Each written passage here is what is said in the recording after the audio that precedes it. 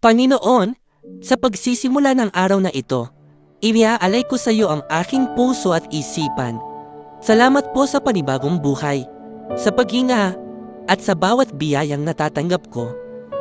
Tunay na ikaw ay tapat, at ang iyong habag ay laging bago tuwing umaga. Sa bawat hakbang, naway maramdaman ko ang iyong presensya at gabay. Turuan mo akong maging mapagpasalamat sa malalaki at maliliit na bagay. Salamat po o Diyos, dahil ikaw ang aking sandigan. Sa iyo ko iniaalay ang araw na ito, para sa iyong kaluwalhatian. Panginoon, ikaw ay karapat-dapat sa lahat ng papuri. Sa simula pa lamang ng araw, itinatanghal ko ang iyong kadakilaan. Ikaw ang Diyos na makapangyarihan, banal, at tapat. Walang katulad mo. Ikaw ang lumikha ng langit at lupa, at ikaw ang dahilan ng aking buhay. Punuin mo ako ng iyong presensya o Diyos. Hayaan mong ang puso ko'y mapuno ng papuri. Turuan mo akong lumapit sa iyo, hindi lang para humingi, kundi upang sumamba.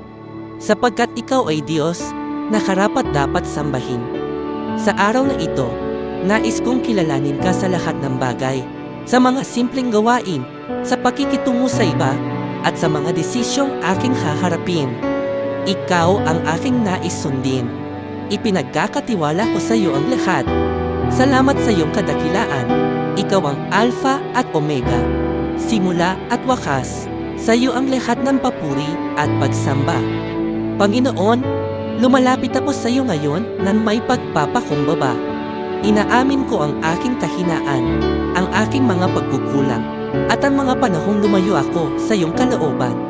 Patawad po o Diyos sa aking mga kasalanan, sa salita, gawa at iniisip.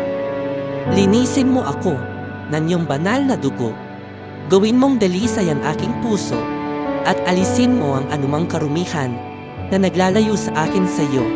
Turuan mo akong mabuhay na may kabanalan, hindi sa sarili kong lakas, kundi sa kapangyarihan ng iyong banal na espiritu. Itinuturing kong malaking biyaya ang iyong pag-ibig at kapatawaran. Salamat, dahil hindi mo ako tinatanggihan kahit paulit-ulit akong nagkakamali. Ang kabutihan mo ay mas malaki sa aking pagkakasala. Tulungan mo akong maging mapagpakumbaba sa bawat araw. Hindi mataas ang tingin sa sarili, kundi laging handang maglingkod at magmahal. Nais kong ang aking buhay ay magbigay luwalhati sa iyo.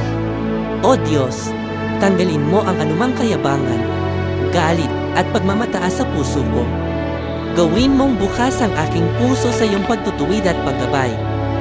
Salamat sa paglilinis at bagong simula. Panginoon, sa bawat desisyong aking haharapin, inihiling ko ang iyong paggabay. Hindi ko kayang harapin ang buhay na ito nang mag-isa. Kailangan ko ang iyong karunungan. Isang karunungang higit sa unawa ng tao. Isang kaalaman na nagmumula sa iyong kalooban. Turuan mo akong makinig sa iyong tinig. Bigyan mo ako ng mata na nakakakita ng iyong direksyon at tainga na bukas sa iyong mga salita. Kung ako'y naliligaw, akayin mo ako pabalik. Kung ako'y nagdadalawang isip, bigyan mo ako ng katiyakan.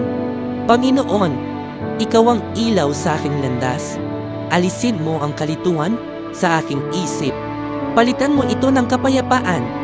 Hayaan mong ang bawat hakbang ko ay maging ayon sa iyong plano. Nais kong masunod ka sa lahat ng oras, kahit ito'y nangangahulugang paglampas sa aking kagustuhan. Salamat sa iyong karunungan o Diyos. Sa iyo ako nagtitiwala. Gawin mo malinaw ang iyong direksyon sa akin, at bigyan mo ako ng tapang upang ito'y sundin. Sa bawat hakbang ng aking buhay, naway ikaw ang aking maging gabay at lakas. Panginoon, sa araw na ito, pinipili kong magtiwala sa iyo. Kahit hindi ko nauunawaan ang lahat, alam kong ikaw ay tapat. Hindi mo ako pababayaan. Sa gitna ng mga pagsubok, ikaw ang aking sandigan at lakas. Palakasin mo ang aking pananampalataya. Kapag ako'y nag-aalinlangan, paalalahanan mo ako sa iyong mga pangako. Kapag ako'y nanihina, iparamdam mo ang iyong presensya. Ikaw ang Diyos na hindi nagbabago, kahapon, ngayon, at magpakailanman. Sa iyo ang lahat ng papuri at pasasalamat. Pinagpala kami sapagkat ikaw ang aming Diyos. Amen.